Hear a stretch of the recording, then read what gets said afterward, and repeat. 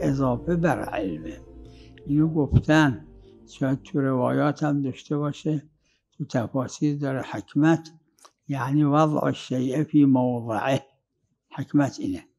تو اون آیه شریف هم داره که ادع الی سبیل ربک بالحکمه. حکمت یعنی با بچه یه جور باید صحبت کرد، با عالم یه جور باید صحبت کرد، با جاهل یه جور صحبت. این حکمت یعنی این، یعنی که هر چیزی رو به جاش بذاره. همه نه آخه نه، حکمت یعنی این.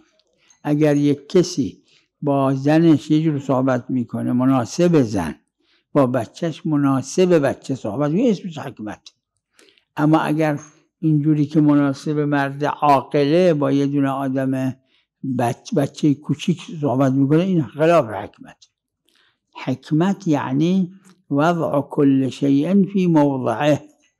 که یکیش هم تو روایت داره پیغمبر خدا صلی الله علیه و آله فرمودن نحن معاشر الانبیاء امرنا ان نکلم الناس علی قدر عقولهم. یه حکمت. به یکی با کنایه و اشاره چیزی بگید میگیره، به یکی نه، با کنایه و اشاره نمیگیره، باید صریح بهش بگید. و حکمت گفتن یعنی هم